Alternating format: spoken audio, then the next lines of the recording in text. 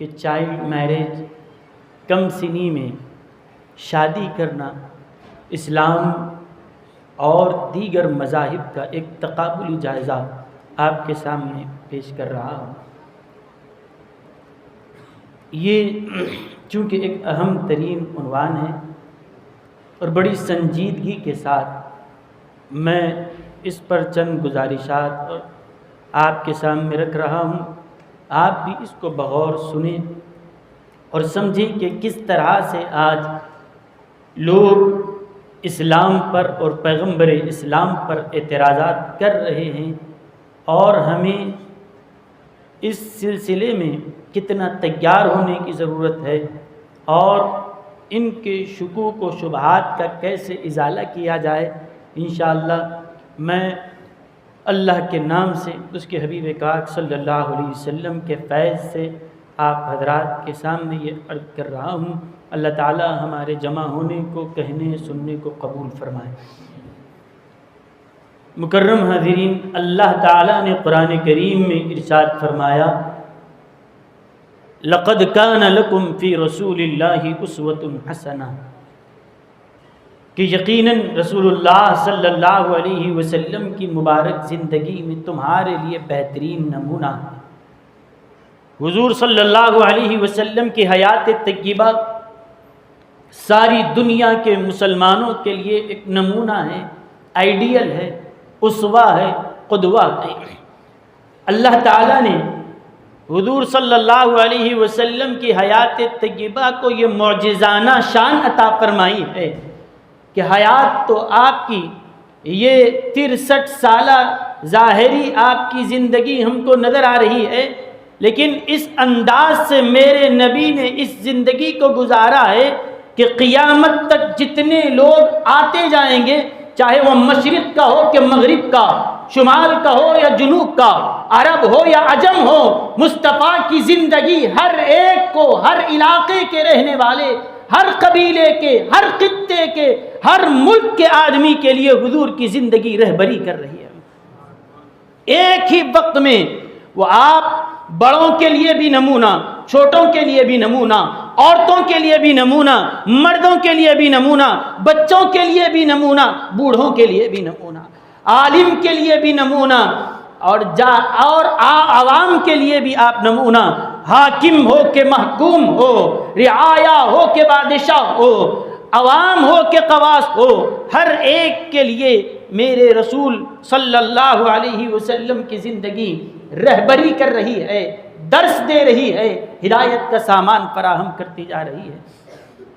اب رہا یہ مسئلہ کہ حضور صلی اللہ علیہ وسلم نے یہ ایک سے زائد شادیاں کیوں کی، اور بطور خاص جو گستاخی کی جا رہی ہے ان کا نشانہ ام المؤمنین سیدہ عائشہ صدیقہ رضی اللہ تعالی عنہا کی طرف ہے۔ اور چونکہ حضرت عائشہ صدیقہ رضی اللہ عنہا کا نکاح جو حضور صلی اللہ علیہ وسلم سے ہوا، اس وقت ان کی عمر 6 سال تھی، عقد ہوا 6 سال کی عمر میں، اس کے بعد میں وداعی ان کی ہوئی، اس وقت حضرت عائشہ رضی اللہ عنہا کی عمر مبارک 9 سال تھی۔ یہ ایک تاریخی حقیقت ہے، لیکن اس کو بیس بنا کر اور اس کو موضوع بنا کر حضور صلی اللہ علیہ وسلم کی شان عالی میں جو بے ادبیاں کی جا رہی ہے، آپ اس کو دیکھ رہے ہیں، چاہے وہ غیر مسلم ہوں، چاہے یہودی ہوں کہ عیسائی ہوں، سب اس میں مشترک ہیں کہ اس عنوان پر خاص طور پر رقیق حملے کیے جاتے ہیں، اور یہ کہا جاتا ہے کہ دیکھو کہ اس پیغمبر اسلام نے ایک 9 سالہ لڑکی سے شادی کیا۔ کیا 9 سالہ لڑکی، اس کی عمر یہ ہوتی ہے کہ اس عمر میں اس کے ساتھ شادی کی جائے، اور نعوذ باللہ ایسے گستاخانہ کلمات کہے جاتے ہیں کہ اس کو ہم اپنی زبان پر بھی نہیں لا سکتے، کہ آپ ایک عورتوں کے خواہش مند تھے، اور عورتوں کی خواہش ایسی تھی کہ کہ اتنے زیادہ شادیاں کیے اور اس میں ایک یہ کہ 9 سالہ لڑکی سے بھی آپ نے نکاح کیا ہے. یہ چیز بے ادبی اور گستاخانہ انداز میں جس طرح کہی جا رہی ہے، مسلمان کبھی اس کو برداشت کیا ہے نہ قیامت تک کبھی کر سکتا ہے. لیکن ہمارے نوجوانوں کے ذہنوں میں جو یہ شکوک پیدا کیے جا رہے ہیں، اس انداز سے یہ بات کہی جاتی ہے کہ دل میں نفرت پیدا ہو جائے کہ واقعتاً ایسا کیوں کیا گیا کہ ہم کو تو نبی نے 4 شادیوں کی اجازت دی اور خود 11 کر لیے ہیں، اور یہ کہ ایک نکاح آپ کا ایسا بھی ہے کہ 9 سالہ لڑکی، کنواری لڑکی سے آپ نے نکاح فرمایا ہے. آئیے اس سلسلے میں حقائق کے اوپر نظر ڈالتے ہیں، اور جب حقیقتیں آپ کے سامنے کھل کر آئے گی تو صرف مسلمان ہی نہیں، پوری دنیا یہ کہے گی کہ نبی کا کوئی عمل، آپ کا کوئی کام حکمت سے خالی نہیں ہے. آپ نے جو کیا ہے یقیناً امت کا اسی میں فائدہ ہے. اس موضوع پر عرض کرنے سے پہلے میں ایک بات واضح کر دینا چاہتا ہوں کہ ہم مسلمان ہیں، اور دوسرا یہ کہ ہم ہندوستانی بھی ہیں. تو مسلمان ہونے کی حیثیت سے اسلامی شریعت اور اسلامی قانون کے ہم پابند ہیں، اور ہندوستانی ہونے کی حیثیت سے ہندوستان کے آئین اور اس کے دستور اور قانون کا بھی میں پابند ہوں. میں نہ کبھی اپنی شریعت کے قانون کے خلاف جاؤں گا، نہ کبھی اپنے ملک کے قانون کے خلاف جاؤں گا، کیونکہ میں ایک ہندوستانی بھی ہوں تو اپنے ملک کے قانون کا میں احترام کرتا ہوں، اور میں ایک مسلمان ہوں، اور میں اسی لیے میں اپنی شریعت کے قانون کا بھی میں احترام کروں گا، اور مرتے دم تک اپنی شریعت پر عمل کرتا رہوں گا. یہ سب سے پہلے ہم کو یہ چیز سمجھنا ہے. اگر اس عنوان پر میں کچھ کہہ رہا ہوں تو یہ ہرگز مطلب نہیں ہے کہ ہم اپنے ملک کے قانون کو چیلنج کر رہے ہیں. نہیں، جو ملک کا قانون ہے، جو نافذ ہوا ہے یا آئندہ ہوگا، ہم بحیثیت ہندوستانی اپنے ملک کے قانون کا احترام کرتے ہیں، لیکن بحیثیت مسلمان ہم اپنی شریعت کے بھی محافظ ہیں، اور مرتے دم تک قانون اسلامی کو، شریعت اسلامی کو اپنے سینے سے لگا کر رہیں گے، اپنی زندگی میں نافذ کرتے ہوئے زندگی گزاریں گے. اب آئیے نبی کریم صلی اللہ علیہ وسلم نے یہ کیوں کیا ہے؟ 4 شادیاں امت کے لیے اس کی اجازت، اور آپ نے 11 کر لی، اور پھر اس میں ایک حضرت عائشہ کا 9 سال میں ان سے نکاح کرنا، یہ کیا حیثیت رکھتا ہے؟ تو سنیں، علامہ ابن عساکر نے اور علامہ علی المتقی الہندی نے کنز العمال میں یہ حدیث شریف نقل کی ہے کہ نبی کریم صلی اللہ علیہ وسلم نے ارشاد فرمایا: ما تزوجت شيئا من نسائي ولا زوجت شيئا من بناتي الا باذن جاءني به جبريل عن الله عز وجل. اس حقیقت کو جان لو کہ میں اپنی مرضی سے نہ اپنا نکاح کیا ہوں، نہ اپنی بیٹی کا نکاح میں نے اپنی مرضی سے کی ہے، جب تک کہ حضرت جبریل علیہ السلام اللہ کی طرف سے کوئی حکم نہ لائیں، اور اللہ نے جب تک یہ نہ فرمایا حبیب آپ فلاں خاتون سے نکاح نہ کرو، خدا کے فرمانے سے پہلے میں نے نہیں کیا. میں نے جتنے نکاح کیے ہیں اپنی مرضی سے نہیں، اپنے رب کے حکم سے. نہ صرف میرا نکاح بلکہ میری جتنی اولاد امجاد ہیں، میری جتنی بیٹیاں ہیں، ان کا نکاح بھی میں نے اپنی مرضی سے نہیں. بیٹیاں تو میری ہیں، ان کا نکاح میری مرضی سے نہیں، اللہ کی مرضی سے ہوا ہے. اللہ نے فرمایا کہ حبیب حضرت فاطمہ سیدہ فاطمہ کا نکاح علی مرتضیٰ سے کراؤ، میں نے کرایا.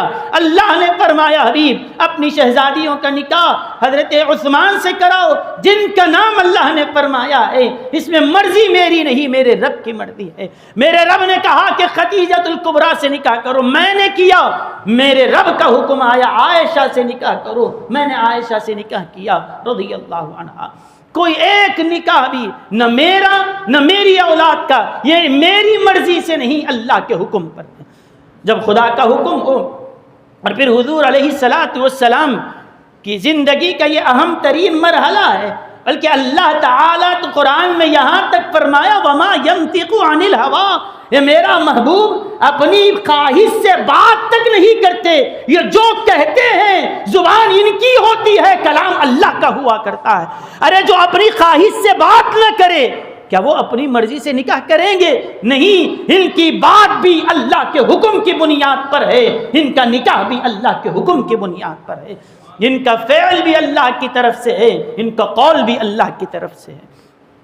اب یہ نظام، یہ کائنات جس رب کی بنائی ہوئی ہے، اس رب نے اگر آپ کو حکم دیا ہے تو اس خدا کے حکم کے آگے کوئی اس کے آگے کوئی اعتراض کر نہیں سکتا، کیونکہ قانون اس کا ہے، دین اس کا ہے، وہ جس کے لیے جو چاہے حکم دے، جہاں تک چاہے قید لگائے اور جس کو چاہے استثنائی صورت عطا کرے، یہ اللہ کی مرضی۔ تو حضور علیہ السلام پر یہ الزام لگایا ہی نہیں جا سکتا کہ نعوذ باللہ آپ عورتوں کے خواہش مند تھے اس لیے اتنے نکاح کیے۔ آپ نے نہیں اپنی مرضی سے کیا، بلکہ اپنے رب کے حکم پر آپ نے یہ کیا ہے۔ اب آئیے، یہ تو حدیث میں نے آپ کو سنا دی، اب دوسری بات یہ کہ حدیث کو تو مسلمان مانے گا، قرآن کی آیتوں کو تو مسلمان مانے گا، لیکن جو غیر مسلم ہیں وہ تو حدیث کو نہیں مانیں گے، وہ تو قرآن کی آیتوں کا انکار کریں گے۔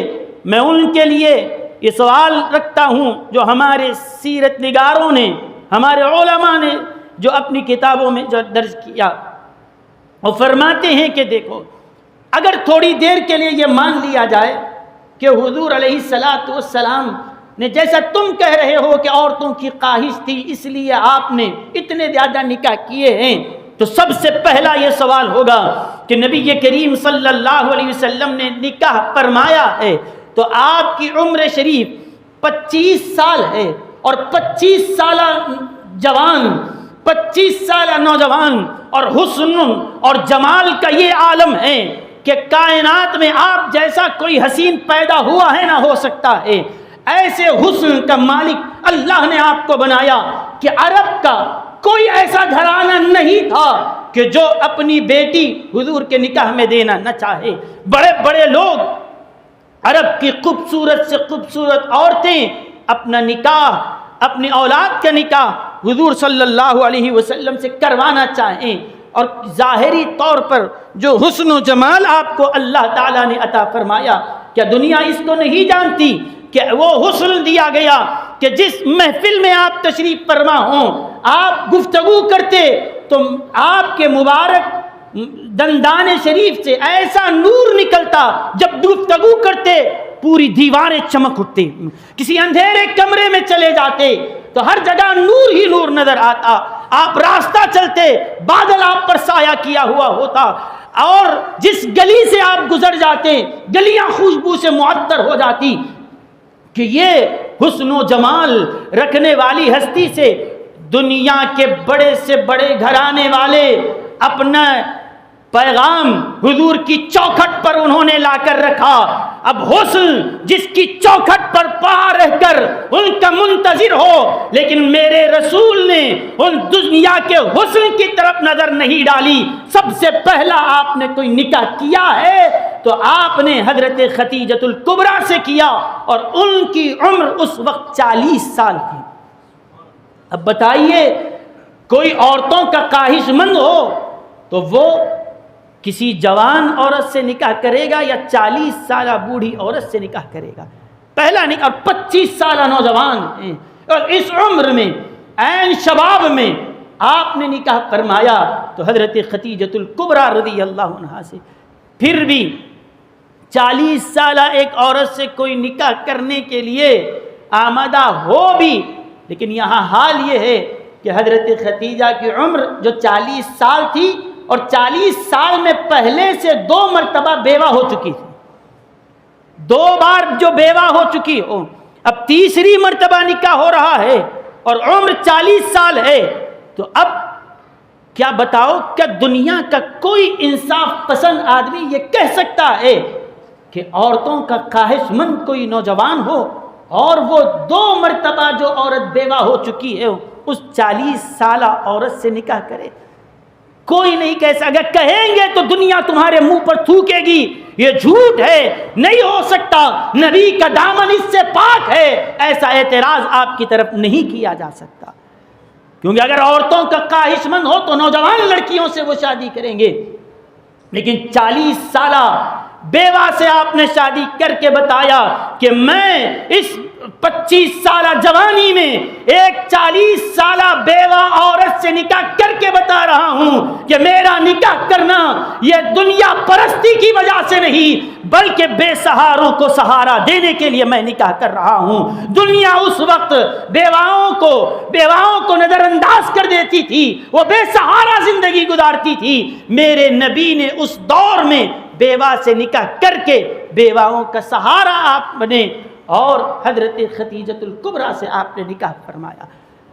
اب بتائیں, اگر اس کے بعد بھی اگر عورتوں کی اگر کسی کو خواہش ہو, آپ کہیں گے یہ تو ایک ہوا اور 10 نکاح ہیں, تو سنیے, جب تک ام المؤمنین حضرت خدیجۃ الکبریٰ رضی اللہ عنہا زندہ تھی, حضور نے کوئی دوسرا نکاح نہیں کیا, کوئی دوسرا آپ نے نکاح نہیں کیا. اور جوانی کا جتنا آپ کا وقت ہے ایک ہی اس اہلیہ محترمہ کے ساتھ آپ نے پوری اپنی جوانی کا وقت بتا دیا. اب اس کے بعد جب آپ نے نکاح کیا, یہ تو پہلا نکاح ہو گیا, دوسرا جو آپ نے اس کے بعد نکاح فرمایا, آپ کو پتا ہے کہ حضور کی عمر اس وقت کیا تھی؟ اس وقت پہلا جب آپ کا نکاح ہوا ہے تو 25 سال کی عمر شریف میں, اس کے بعد جتنے حضور علیہ السلام کے نکاح ہوئے ہیں 55 سال سے لے کر 59 سال کے درمیان آپ کے نکاح ہوئے. اب مجھے بتائیے انصاف کے ساتھ, کوئی اگر عورتوں کا دل دادا ہو, اگر کوئی عورتوں کا خواہش مند ہو, تو وہ جوانی میں شادی کرے گا یا 55 سے 60 سال کے درمیان شادی کرے گا؟ کیا بتائیے 55 سال کے بعد یہ کوئی عمر ہے کہ جس میں عورتوں کی کوئی خواہش پیدا ہو اور شادیوں پہ شادیاں اس وقت کی جائے؟ نہیں. ہر انصاف پسند آدمی کہے گا کہ اللہ کے حبیب علیہ السلام کی طرف ہرگز ایسا اعتراض نہیں کیا جا سکتا, کیونکہ نبی نے جو جوانی کے آپ کا عرصہ رہا ہے, عمر شریف رہی ہے, وہ پوری جوانی تو ایک 40 سالہ خاتون کے ساتھ آپ نے بتا دی. اس کے بعد جتنے نکاح کر رہے ہیں وہ 55 سے 59 سال کے درمیان آپ نے نکاح فرمائے ہیں. تو لہذا یہ خود سراسر یہ اعتراض ہی باطل ہو جاتا ہے. اور ہر دنیا کا سنجیدہ فکر رکھنے والا آدمی کہے گا 55 سال سے لے کر 60 سال کے درمیان اگر کوئی نکاح کر رہا ہے تو یہ ان کا نکاح خواہش اور نفس پرستی کی بنیاد پر نہیں, یہ کوئی حکمت عملی کے تحت کیا جا رہا ہے. تو اب نبی کریم صلی اللہ علیہ وسلم نے اپنی حیات طیبہ کے 25 سال ایک ہی خاتون کے ساتھ گزار دیے. اس کے بعد 55 سال کی عمر شریف کے بعد آپ نے نکاح فرمایا ہے. اور پھر نکاح کیا تو کس سے کیا؟ بتاؤ, عورتوں کا اگر کوئی خواہش مند ہو تو وہ کنواری عورتوں سے شادی کرے گا یا کسی بیوہ سے شادی کرے گا, کسی بوڑھی سے شادی کرے گا؟ اللہ کے حبیب علیہ السلام کی سیرت طیبہ کو پڑھ لو, جتنے نکاح حضور نے کیے سب کے سب بیواؤں سے آپ نے شادی, سب بیواؤں سے سوائے ام المؤمنین حضرت عائشہ صدیقہ رضی اللہ عنہا کے. یہ ایک ہی وہ تھی جو کنواری تھی, اور اس وقت حضور کی عمر شریف کیا ہے؟ 55 سے تجاوز کر چکی ہے. اب بتائیے کہ یہ اعتراض بالکل کھوکھلا ہو کر رہ جاتا ہے جب سیرت کے یہ حقائق ہمارے سامنے کھل کر آتے ہیں کہ نبی کریم علیہ الصلوۃ والسلام نے جتنوں سے شادیاں کی سب کی سب بیوائیں تھیں, عمر رسیدہ تھی. لیکن اب وہ کس کس سے نکاح کس پس منظر میں ہوا یہ عنوان آپ سن چکے ہیں. لیکن اب میں آ رہا ہوں حضرت ام المؤمنین حضرت عائشہ رضی اللہ عنہا کی طرف, جو یہ اعتراض ہوتا ہے کہ 9 سال میں ان کی وداعی کیسے ہوئی اور 6 سال میں ان کا نکاح کیسے ہوا ہے. دیکھیں, اب ایک ایک پردہ حقیقتوں سے اٹھاتا جاؤں گا, آپ ملاحظہ فرمائیں. نبی کریم صلی اللہ علیہ وسلم کا مزاج مبارک, آپ کی جو صفت اللہ تعالیٰ نے عطا فرمائی ہے کہ جود و سخاوت، کرم نوازی فرمانا، یہ حضور کا خاصہ ہے۔ اور حضور علیہ السلام نے جب سے نبوت کا اعلان کیا، پہلے ہی دن سے مخالفتیں شروع ہوئی، اور اس قدر ستایا گیا کہ تاریخ کے اوراق ان ظلم و ستم کی داستاں بیان کرنے کے لیے کافی ہے۔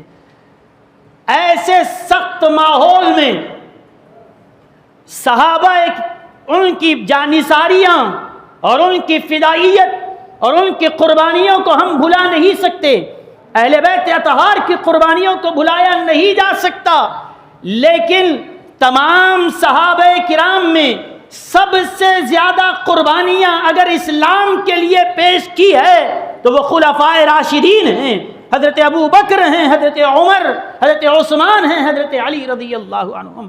سب کی قربانیاں قابل قدر ہیں، لیکن اسلام کے لیے تن من دھن کی جتنی قربانیاں انہوں نے پیش کی ہے، کوئی ایسا دوسرا نام آپ تاریخ میں نہیں پیش کر سکتے جو ان خلفائے راشدین نے کارنامے انجام دیے، جو اسلام کی خاطر انہوں نے محنتیں کی ہیں۔ اسی لیے نبی کریم صلی اللہ علیہ وسلم نے ارشاد فرمایا، جتنوں نے میرے دین پر احسان کیا ہے، میرے ساتھ اچھا برتاؤ کیا، میں نے سب کا بدلہ چکا دیا ہے، سب کا بدلہ میں نے چکا دیا، سوائے ابو بکر کے۔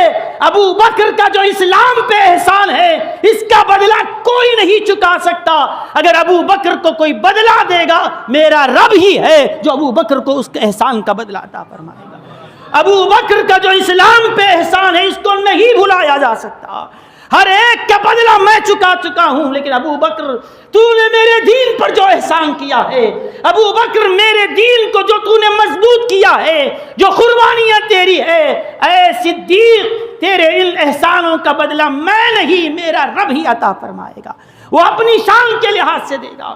تو اسلام پر جو صدیق اکبر کے احسانات تھے، فاروق اعظم کے احسانات تھے، عثمان غنی کے احسانات تھے، مولا علی کے احسانات تھے، یہ بدلہ تو ان کا رب اس کا عطا فرمائے گا، لیکن ظاہری طور پر حضور علیہ السلام نے ان کو بدلہ بھی دیا، دعاؤں سے بھی نوازا، اور سارے احسانات کا جو احسان کا بدلہ آپ نے دیا وہ ایک طرف تھا، حضور علیہ السلام نے ایک کرم ایسا ان پر کیا، ایسی عنایت ان پر کی کہ یہ وہ چار حضرات ہیں جنہوں نے اسلام پر اتنا عظیم احسان کیا، مصطفیٰ نے اس کا بدلہ اس طور پر دیا، کہا کہ ابو بکر تیرا اسلام پر احسان ہے، عمر تو نے میرے اسلام کو زندہ کیا ہے، اسلام پر تمہارا احسان ہے، بدلہ تو حقیقت میں اللہ دے گا، لیکن میں یہ احسان کا بدلہ اس طرح دیتا ہوں کہ آپ نے حضرت ابو بکر کی بیٹی سے خود نکاح فرما لیا،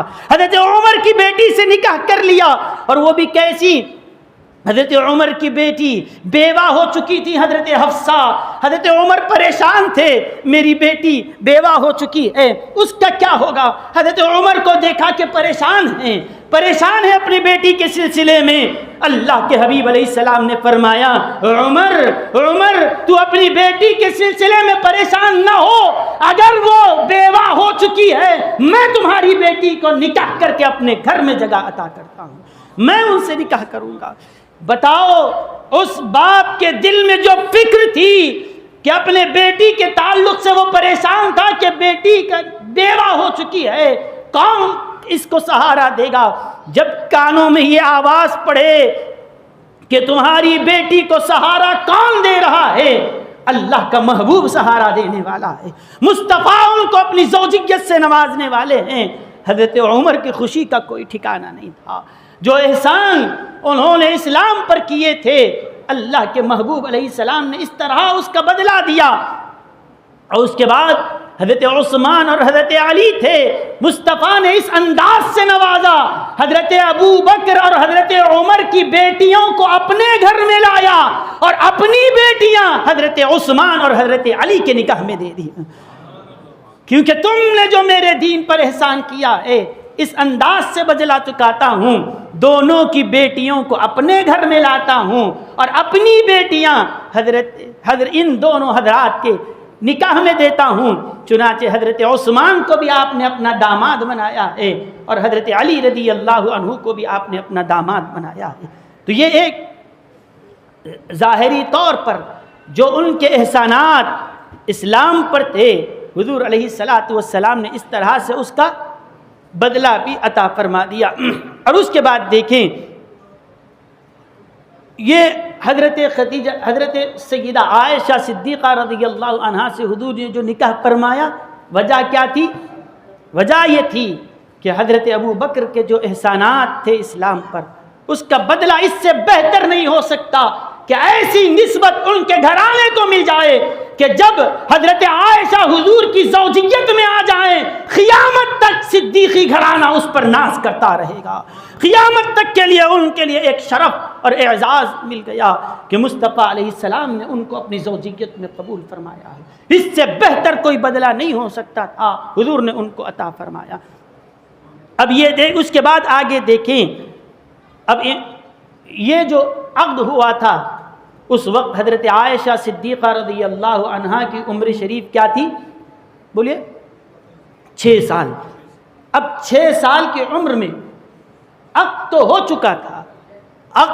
چکا تھا لیکن ودائی نہیں ہوئی، ودائی کے لیے ابھی انتظار تھا، یہاں تک کہ جب 9 سال کی عمر مکمل ہوئی، جب وہ 9 سال کی ہوئی تو اب دیکھیے آپ، حضور صلی اللہ علیہ وسلم نے اپنی طرف سے نہیں فرمایا عقد ہو چکا ہے، اب 3 سال گزر گئے اب ودائی کر دو، حضور نے نہیں فرمایا، بلکہ خود حضرت عائشہ رضی اللہ عنہا کی والدہ حضرت ام رومان رضی اللہ عنہا نے فرمایا ہاں اب وہ وقت آ چکا ہے۔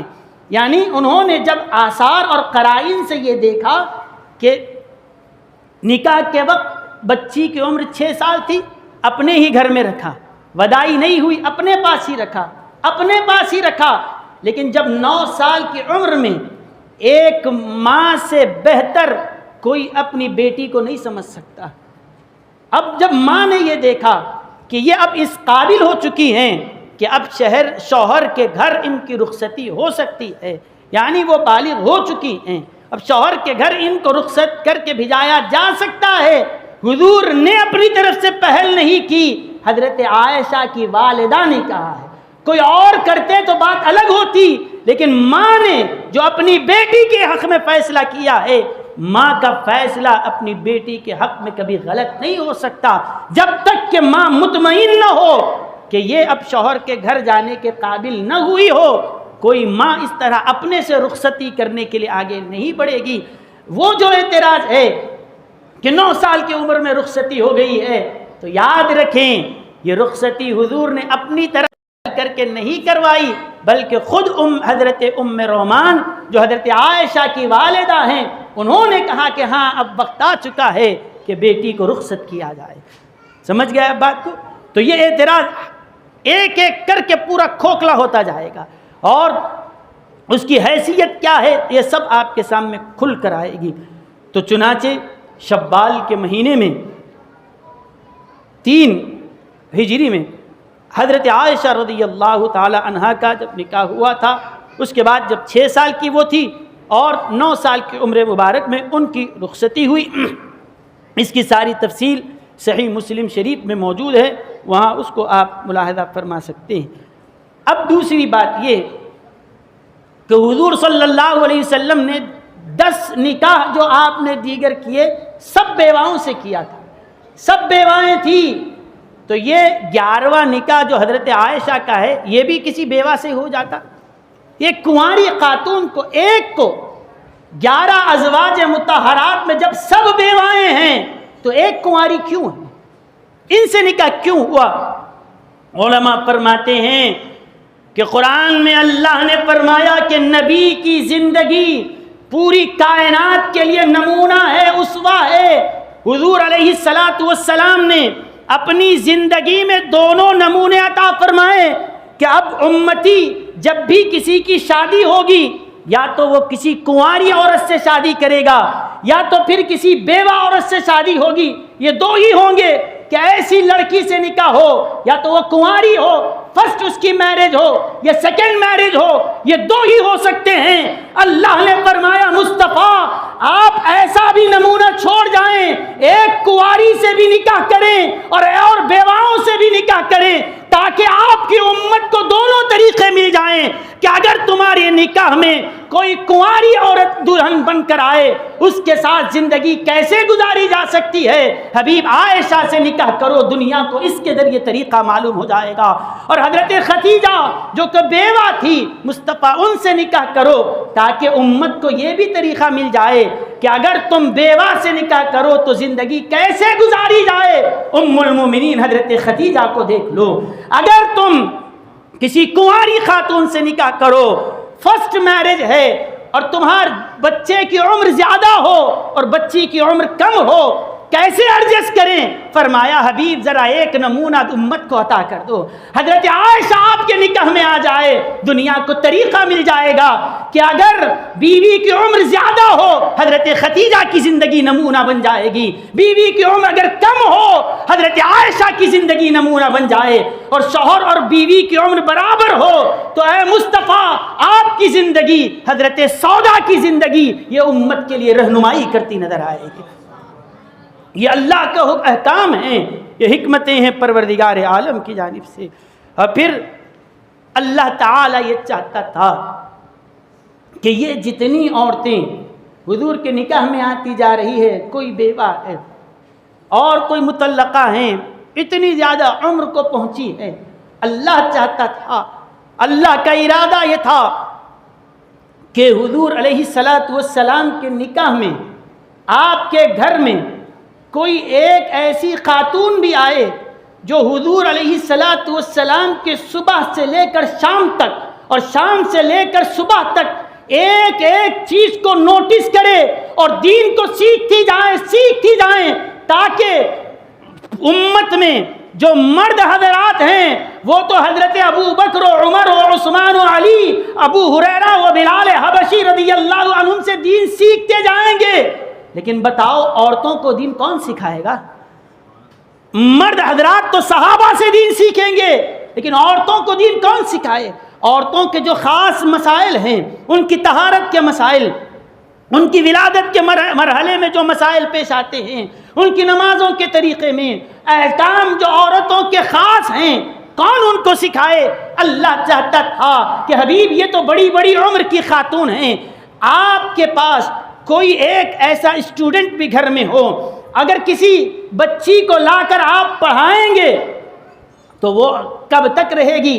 کچھ دیر رہے گی، پڑھے گی اور جائے گی، لیکن مصطفیٰ ایک 24 گھنٹے کوئی ایسی اسٹوڈنٹ آپ کے پاس رہے جو آپ کی رات کو بھی دیکھے، دن کو بھی دیکھے، خلوت کو بھی دیکھے، جلوت کو بھی دیکھے، سفر میں بھی ساتھ رہے، حضر میں بھی ساتھ رہے، اور یہ اسی وقت ممکن ہے کہ جب ان سے نکاح کر لیا جائے۔ اور بڑی عمر کی کوئی عورت ہو، وہ ساری علم کو ویسی تیزی کے ساتھ کیچ نہیں کر پائے گی، اگر کیچ بھی کر لے تو حافظہ مضبوط نہیں رہے گا، بھول جائیں گی۔ مصطفیٰ کوئی کم عمر خاتون کو آپ اپنی زوجیت میں قبول فرما لے، اس کے لیے خود رب کی نگاہ نے جس کا انتخاب کیا ہے وہ ام المومنین سیدہ عائشہ صدیقہ رضی اللہ عنہا ہے کہ وہ کم عمر ہو تو مصطفیٰ آپ کے گھر میں رہ کر شریعت سیکھتی جائے گی، آپ کے گھر میں رہ کر عورتوں کے مسائل سیکھتی جائے گی۔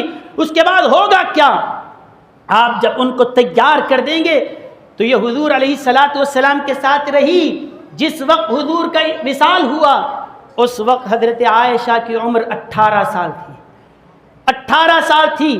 اس کے بعد جب 18 سال کے بعد حضرت عائشہ رضی اللہ عنہا نے مصطفیٰ سے جو علوم سیکھے ہیں، حضور سے جو دین اور شریعت کو سیکھا، عورتوں کو تو بیان کیا ہی کیا، عورتوں کو سمجھایا ہی سمجھایا، لیکن صحابہ میں اور تابعین میں 350 ایسے صحابہ و تابعین ہیں جو حضرت عائشہ کی شاگردی اختیار کیے ہیں۔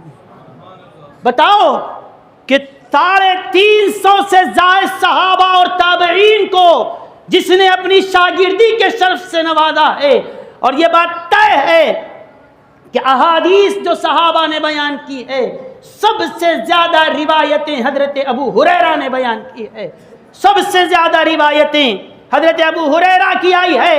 اور پڑھ لو پوری تاریخ صحابہ کو، اگر حضرت ابو ہریرہ کے بعد سب سے زیادہ حدیثیں اگر کسی نے بیان کی ہے تو ام المومنین حضرت عائشہ صدیقہ نے بیان فرمائی ہے۔ ہماری جتنی کتابیں آپ کو حدیثوں کی نظر آ رہی ہے اس کے اندر 2210 حدیثیں وہ ہیں جو حضرت ام المومنین حضرت عائشہ سے ذریعے ہم کو ملی ہیں۔ یہ کیوں کر ممکن ہوا؟ کہ اللہ چاہتا تھا کہ حبیب آپ اپنے زوجیت میں ایک ایسی کم عمر خاتون کو رہیں کہ جس کا مقصد یہ ہے کہ آپ کے پاس رہ کر وہ دین و شریعت کو سیکھے۔ اب سیکھے گی آپ سے اکیلے رہ کر، جب وہ عطا کرے گی تو پوری دنیا دامن پھیلاتے ہوئے ان کے پاس آئے گی۔ اسی لیے سیر اعلام النبلاء میں لکھا ہے، صحابہ کہتے ہیں جب کوئی ایسا مسئلہ پیش آیا، صحابہ کو حل سمجھ میں نہ آئے، کوئی مسئلہ کی دلیل نہ ملے تو سب یہ کہتے تھے جب آپ کو کوئی جواب نہ ملے تو چلو در عائشہ پر سوال کرو حضرت عائشہ سے۔ کون سوال کر رہے ہیں؟ صحابہ کہتے ہیں ہم دنیا والوں کو مشکل آئے تو وہ صحابہ کے پاس آتے ہیں، اور صحابہ کو مشکل آئے تو وہ ام المومنین حضرت عائشہ کے پاس جاتے ہیں۔ اور کہا کہ کبھی ایسا نہیں ہوا، کوئی مسئلہ ہو کتنا ہی پیچیدہ کیوں ہو، ایسا ہوا ہی نہیں حضرت عائشہ سے پوچھا گیا ہو اور نہیں کا لفظ آیا ہو۔ ہر مسئلے کا حل ان کے پاس موجود تھا، کیونکہ ان کو حضور نے تیار کیا۔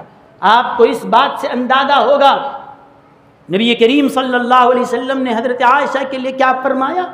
خذوا نصف دینکم من هذه الحمیرہ، فرمایا سنو میرا جو دین ہے آدھا دین تم سبوں سے لے لو، اور میرا جو اسلام، میرا لایا ہوا نظام، میری شریعت کے احکام، آدھا دین تم کو عائشہ صدیقہ سے ملنے والا ہے۔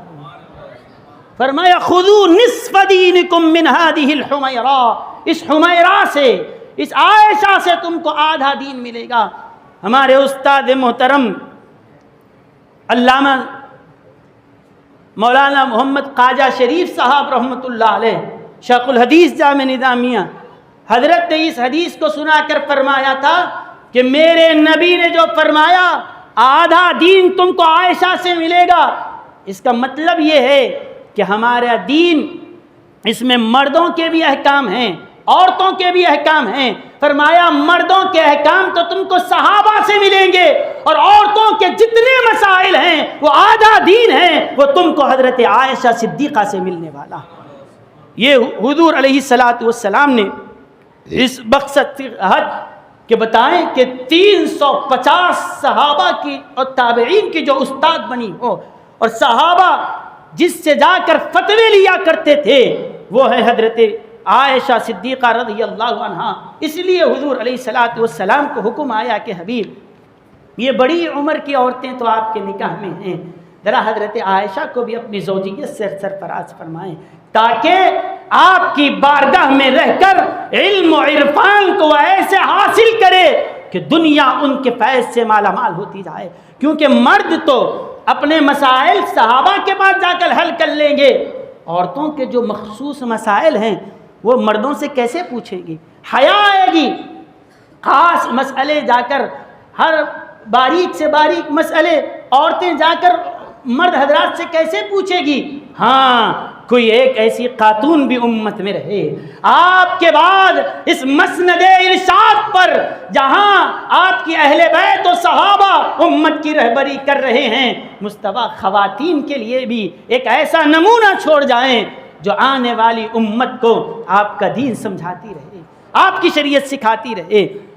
تو اس طرح حضور علیہ السلام نے ان سے نکاح فرمایا، اور وداعی جو آپ کی رخصتی ہوئی وہ خود ان کی ماں حضرت ام رومان نے فرمایا ہاں اب یہ اس قابل ہو چکی ہے کہ شوہر کے گھر ان کو بھیجا جا سکتا ہے۔ اس وقت انہوں نے ان کی وداعی کی، اور کوئی یہ نہیں کہہ سکتا کہ کوئی ماں اپنی بیٹی کی دشمن ہیں کہ بیٹی بڑی ہونے ہی سے پہلے ان کی رخصتی کر دی ہو. نہیں، بلکہ ہر کوئی یہ کہیں گے ماں سے بڑھ کر اپنی اولاد کو چاہنے والا کوئی نہیں، اور بیٹی کے بارے میں ماں سے بڑھ کر کوئی جانتا نہیں. حضرت ام رومان کا فیصلہ بتا رہا ہے، یہ کسی عام عورت کا فیصلہ نہیں، یہ لڑکی کی ماں کا فیصلہ ہے، ہرگز اس پر اعتراض نہیں کیا جا سکتا. اب آئیے آگے چلیے. اب یہ بات ہے کہ 9 سال کی عمر میں رخصتی کیوں ہو گئی؟ اور آج جو ہمارے ہندوستان کا قانون ہے، انڈین لا کے مطابق بچے کے لیے، لڑکے کے لیے 18 سال کا مکمل ہونا ضروری، بچی کے لیے 18 سال ہونا، اور لڑکے کے لیے 21 سال مکمل ہونا. یہ قانونی طور پر حد لگا دی گئی کہ 18 سال سے پہلے بچی کی شادی نہیں کر سکتے، اور 21 سال سے پہلے، جب تک 21 کمپلیٹ نہ ہو کسی بچے کی شادی نہیں کی جا سکتی. یہ ہمارے ملک کا قانون ہے. لیکن ہندوستان کی بعض ریاستیں آج بھی ایسی ہیں. آپ مہاراشٹرا میں دیکھیں تو مہاراشٹرا ریاست میں اگر کوئی مسلمان لڑکی ہے 18 سال سے پہلے 15 سال میں بھی اگر اس کا نکاح کرایا جائے، وہ مسلمان لڑکی ہو، تو مہاراشٹرا ریاست اس کو ایکسیپٹ کرنے کے لیے تیار ہے. قانونی طور پر وہ ان کو اجازت دی. اب آپ 18 سال جو پکڑ کے بیٹھے ہیں، ہندوستان کی پوری ریاستوں میں نہیں ہے، بعض ریاستیں ایسی ہیں جہاں پر مسلمانوں کو یہ خاص اجازت دی گئی ہے کہ وہ 15 سالہ اگر کوئی لڑکی ہو اور وہ مہاراشٹرا میں اگر کر رہی ہے تو اس کی شادی کو ایکسیپٹ کیا جاتا ہے قانوناً. اب یہ ہے کہ ان کی جو 9 سال میں جو ان کے بدائی ہوئی، یہ ایسے کیسے ہوئی جو اس پر ہوا کھڑا کیا جاتا ہے؟ تو یاد رکھیں جناب والا، آپ جس ملک میں رہتے ہیں وہاں کی آب و ہوا الگ ہے، عرب کی آب و ہوا الگ ہے. آپ کی غذا الگ ہے. ظاہر سی بات ہے، اونٹ کا دودھ پینے والے، زیتون کھانے والے، کھجور جس کی غذا ہو، ان کی جسم کی طاقت الگ ہوتی ہے، اور آپ جیسے اڈلی ڈوسا کھانے والوں کے جسم کی طاقت الگ ہوگی. آپ کا جسم بڑھے گا تو الگ انداز میں بڑھے گا، ان کا جسم جو پروان چڑھے گا. علاقے گرم ہیں، عرب کے علاقے گرم، اوپر سے ان کی غذائیں گرم، اور پھر ایسی چیزیں ان کی غذاؤں میں شامل ہے. تو ظاہر سی بات ہے کہ ہمارے پاس کے سرد علاقوں میں یا معتدل علاقوں میں اور غذاؤں کا جب فرق ہے، آب و ہوا کا فرق ہے، تو ہمارے پاس بچے بڑے ہونے کی عمر الگ ہوگی. اور عرب میں جب کہ وہاں کا موسم الگ، کلائمیٹ الگ، غذائیں الگ، اور ان کے رہن سہن الگ ہے، تو ظاہر سی بات ہے ہم اپنے اوپر ان کو قیاس نہیں کر سکتے. وہاں کی آب و ہوا کے لحاظ سے کچھ الگ احکام ہوں گے، اور ہماری رہن سہن کے حساب سے، ہماری غذاؤں کے اعتبار سے ہمارے لیے احکام الگ ہوں گے. تو یہ کوئی تعجب خیز بات نہیں ہے کہ 9 سال کی عمر میں کوئی لڑکی شادی کے قابل ہو جائے، اور وہ بھی عرب جیسے علاقے میں کہ جن کی غذائیں بھی ویسی اور جن کا کلائمیٹ بھی ویسا ہو. تو وہاں پر اگر کوئی 9 سال کی عمر میں بالغ ہو جائے، بڑی شادی کے قابل ہو جائے، تو اس کا کوئی انکار نہیں کیا جا سکتا. اگر یہ چیز غلط ہوتی تو آج کے یہ لوگ اعتراض کرنے سے پہلے اسی زمانے میں ابو جہل و ابو لہب پہلے اعتراض کر دیتے تھے. اس زمانے کے منافقین اعتراض کرتے تھے، اس زمانے کے کسی دشمن نے اعتراض نہیں کیا. ان کا خاموش بیٹھنا بتا رہا ہے کہ اس طرح کی عمر میں نکاح کرنا ان کے پاس منع نہیں تھا، عرب میں رائج تھا. ورنہ کوئی تو ایک اٹھتا تھا نا، کوئی تو ایک منافق کہتا تھا کہ نبی نے یہ کیوں کیا. بڑے سے بڑے منافقوں کے سردار کو اعتراض کرنے کا موقع نہیں ملا. اس وقت کا بھی کوئی ابو جہل اور راجہ اعتراض نہیں کیا، لیکن آج کا راجہ اعتراض کر رہا ہے. آج کے لوگوں کو یہاں موقع ملا، کرنا تھا. ان کی زبانوں خاموش تھی، بند تھی. کا مطلب یہ ہے کہ وہ لوگ بھی اس کو غلط نہیں سمجھتے تھے. اس کے بعد اور آگے آئیے، نبی کریم صلی اللہ علیہ وسلم نے یہ بات ہے عرب کی. اور عرب کے میں آپ کو ایک حوالہ دیتا ہوں، حدیث شریف کی کتاب ہے سنن دارقطنی، اس میں یہ ہے حضرت عباد رضی اللہ عنہ فرماتے ہیں کہ میں نے عرب میں ایک ایسی عورت کو بھی دیکھا ہے، کیونکہ بات حضرت عائشہ عرب کی ہیں، یہ بات عرب کی ہو رہی ہے، تو اس وقت عرب میں کیا ماحول تھا، کیا حالات تھے، آپ کو سامنے میں عرض کرتا ہوں. حضرت عباد فرماتے ہیں کہ میں نے عرب میں ایک ایسی خاتون کو بھی دیکھا جو 18 سال کی عمر میں نانی بن چکی تھی. 18 سال کی عمر میں نانی بن چکی تھی. وہ کیسے؟ کہتے ہیں کہ 9 سال کی جب وہ خاتون تھی تو وہ ماں بن گئی. 9 سال میں وہ ماں بنی. پھر جب بچی پیدا ہوئی وہ بھی 9 سال میں پھر وہ بھی ماں بنی.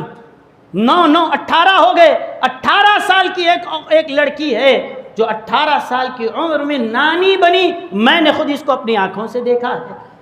تو یہ عرب میں آپ کو 18 سال 9 سالہ خاتون 9 سالہ بچی کے لیے آپ یہ ماننے تیار نہیں ہیں کہ وہ شادی کے قابل ہوگی یا نہیں ہوگی. تاریخ تو یہ کہتی ہے کہ سنن دارقطنی کی روایت ہے کہ 18 سال کی عمر میں ایک عورت ماں ہی نہیں بلکہ نانی بن چکی تھی. تو یہ عرب کا ایسے ماحول میں کہ جب 18 سال کی عمر میں کوئی عورت نانی بن رہی ہو تو 9 سال میں اگر کسی کی رخصتی ہو تو اس پر اعتراض ہوگا نہیں. آپ آج کے ماحول کو سامنے مت رکھیے، عرب کے اس دور کو سامنے رکھ کر بات کہیے. تو بتایا ہے کہتے عباد نے کہ میں نے 18 سالہ ایک عورت کو نانی بنتے ہوئے دیکھا. اچھا، پھر اگر عرب تک آپ نہیں جانا چاہتے، ہندوستان ہی میں make in India, made in India ہی کی آپ کی پالیسی ہے، تو سنیے ہندوستان کے ایک ہاسپٹل، دہلی کا ایک ہاسپٹل ہے وکٹوریا ہاسپٹل. اگر آپ چاہتے ہیں تو جائیے وکٹوریا ہاسپٹل کی جو لسٹ ہے مریضوں کی، دہلی کے وکٹوریا ہاسپٹل میں ایک کیس ایسا آیا ڈیلیوری کا کہ ایک لڑکی کو ولادت ہوئی، زچگی ہوئی اور اس کو بچہ پیدا ہوا، اور درج ہے ماں نے بچے کو جب جنم دیا اس وقت اس ماں کی عمر صرف اور صرف 7 سال تھی. 9 سال پر حضرت ام المومنین عائشہ پر اعتراض کرنے والوں، وہ عرب کا کلائمیٹ، وہاں کا کلچر چھوڑ دو.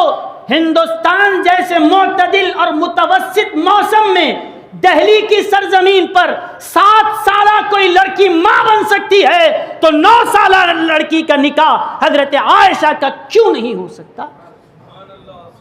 پڑھو جا کر، زیادہ دور نہیں ہے دہلی، جاؤ وہاں کا ریکارڈ نکالو.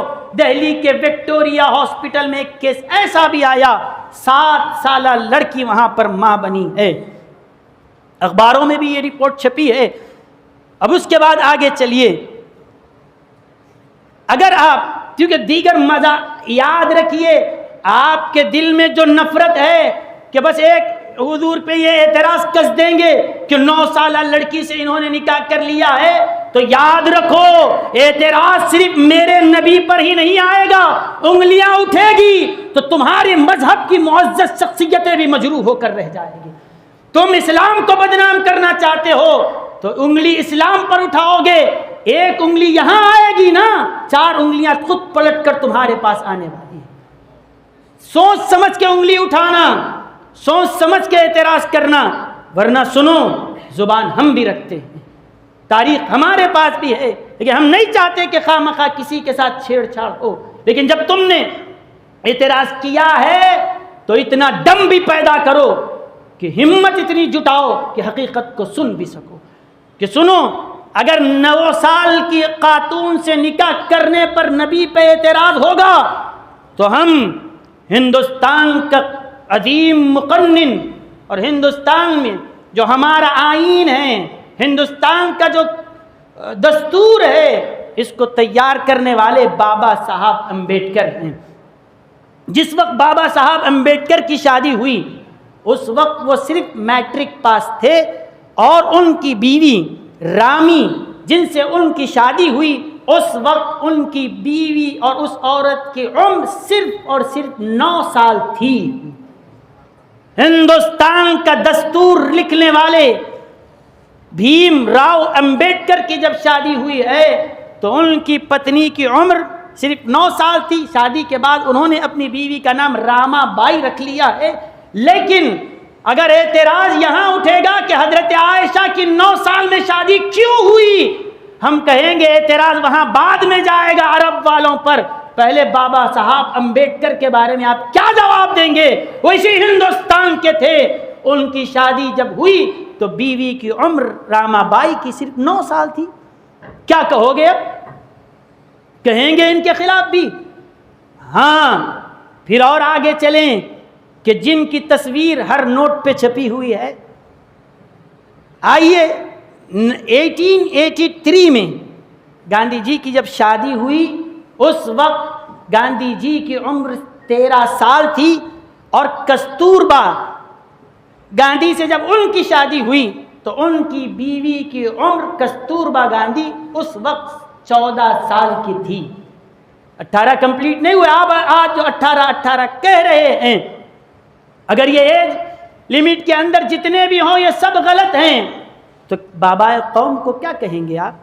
گاندھی جی کے جس وقت ان کی شادی ہوئی دلہے کی عمر 13 سال ہے اور دلہن کی عمر 14 سال ہے، اس بارے میں آپ کی کیا رائے ہے؟ ہم یہ نہیں کہتے کہ یہ غلط کیا انہوں نے، ہم صرف سوال کر رہے ہیں آپ، اگر 9 سال میں نبی کے نکاح پر اعتراض ہوگا تو صرف وہاں نہیں، تاریخ کی ساری شخصیتوں پہ اعتراض ہوگا۔ پھر آگے چلیے، آگے نبی کریم اس کے بعد جب گاندھی جی کی شادی ہوئی، جب وہ باپ بنے اس وقت ان کی عمر صرف 15 سال تھی۔ 15 سال میں گاندھی جی والد بن چکے تھے۔ اب اس کے بعد اور آگے جائیے، میں اختصار کے ساتھ آپ کو آگے کہتا ہوں کہ اب اگر مذاہب کو اگر دیکھا جائے تو عیسائیوں کو اگر لیں تو ہم یہ مانتے ہیں کہ حضرت عیسیٰ علیہ السلام کی والدہ حضرت مریم کا نکاح نہیں ہوا، بغیر نکاح کے اللہ نے اپنی قدرت سے حضرت عیسیٰ کو پیدا کیا۔ لیکن عیسائی یہ کہتے ہیں کہ نہیں، ایک جوزف نام کے شخص سے حضرت مریم کا نکاح ہوا۔ ہم اس کو نہیں مانتے، لیکن عیسائی مانتے ہیں۔ ہم تو کہتے ہیں کہ وہ کنواری تھی، اللہ نے اپنی قدرت سے حضرت عیسیٰ کو پیدا کیا، لیکن وہ مانتے ہیں کہ ایک فلاں آدمی سے حضرت مریم کا نکاح ہوا تھا۔ اگر یہ بات مان بھی لی جائے تو اس وقت ذرا تحقیق کر لو، عیسائی مذہب کی بنیاد پر اگر تم اعتراض کر رہے ہو، عیسائی سچے ہو، تو جس وقت تمہارے قول کے مطابق حضرت مریم کا نکاح ہوا تھا تو ان کی عمر کیا تھی؟ بہت کم عمر تھی حضرت۔ ہم تو یہ کہتے ہیں کہ نکاح ہوا ہی نہیں۔ اگر عیسائی مذہب کے مطابق بھی اس کو مان لیا جائے تب بھی ان کی عمر اتنی نہیں تھی، بالکل کم عمری میں حضرت مریم کا نکاح ہوا تمہاری تاریخ کے مطابق۔ اب آئیے، اب لیں ہندو مذہب کی طرف اگر آئیں تو مہابھارت کے اندر جو شادی کے متعلق ہدایت دی گئی ہے اس میں یہ لکھا گیا ہے کہ لڑکی کی عمر 7 سال سے لے کر 10 سال کے درمیان لڑکی کی شادی کر دینی چاہیے۔ اگر ماں باپ اس میں کوتاہی کریں گے اور لڑکی سے کوئی غلطی اور گناہ ہو جائے تو صرف وہ ایک لڑکی کا گناہ نہیں، ماں باپ بھی گناہ میں شامل ہوں گے۔ یہ میں آپ کو ہمارے مذہب کی کتاب نہیں، آپ کے مذہب کی کتاب سنا رہا ہوں۔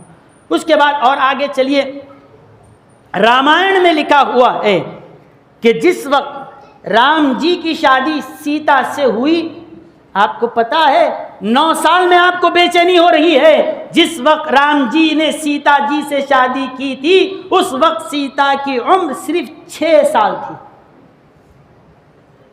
اب بولیے کیا بولنا چاہتے ہیں آپ؟ 9 سال کی عمر میں حضرت عائشہ سے نکاح ہو تو اعتراض ہے؟ آئیں پوری تنظیمیں مل کر کیا جواب لا سکتی ہے لائیں۔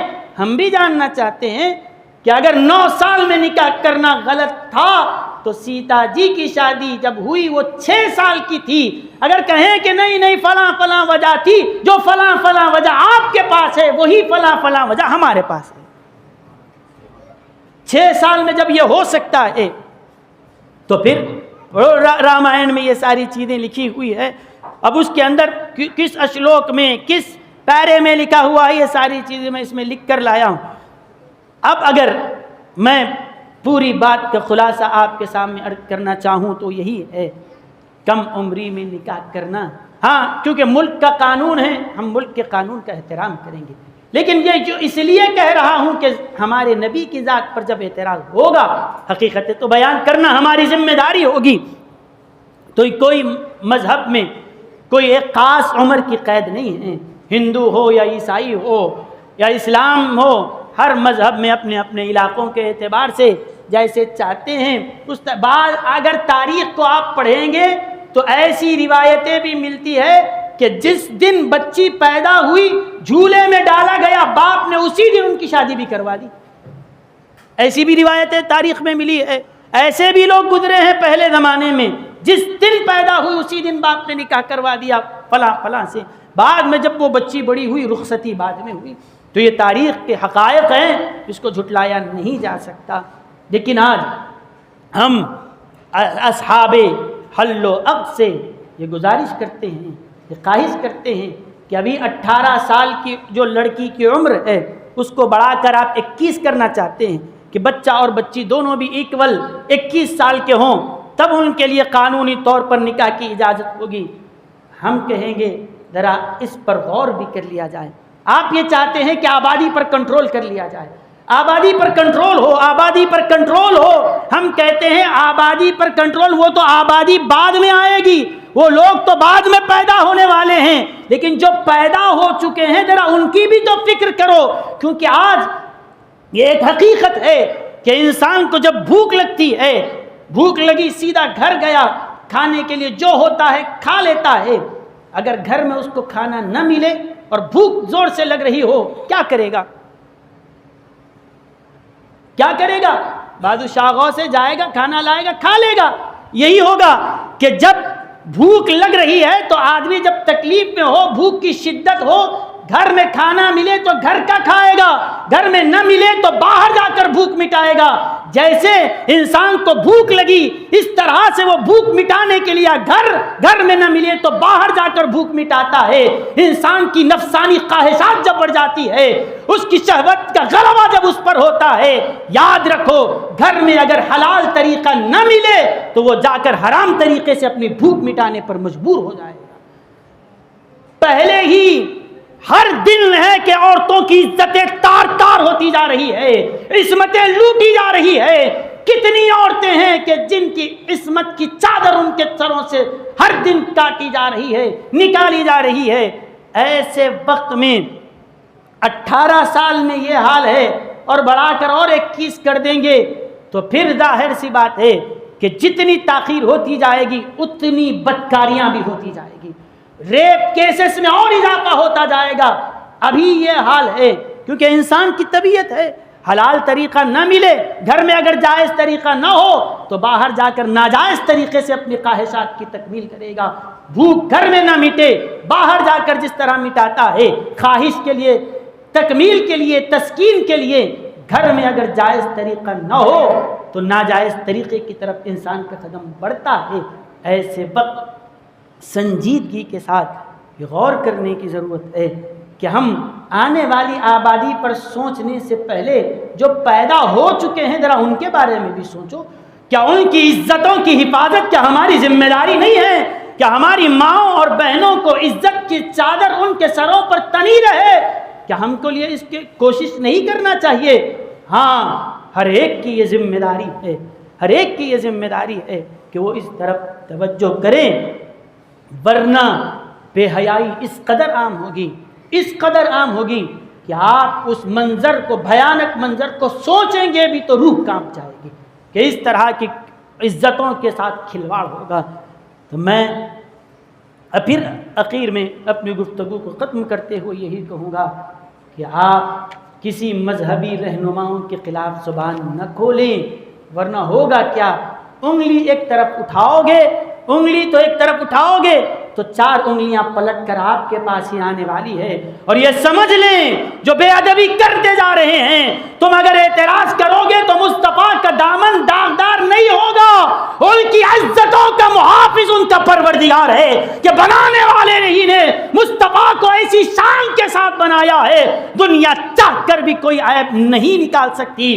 جو بھی دیکھے گا، جس حیثیت سے دیکھے گا، کمال ہی نظر آئے گا، عظمتیں ہی عظمتیں نظر آئے گی۔ دنیا حقیقتوں کو دیکھ کر یہی کہے گی کہ فرش والے تیری شوکت کا علو کیا جانے، خسروا عرش پہ اڑتا ہے پھریرا تیرا۔ وآخر دعوانا الحمدللہ رب العالمین۔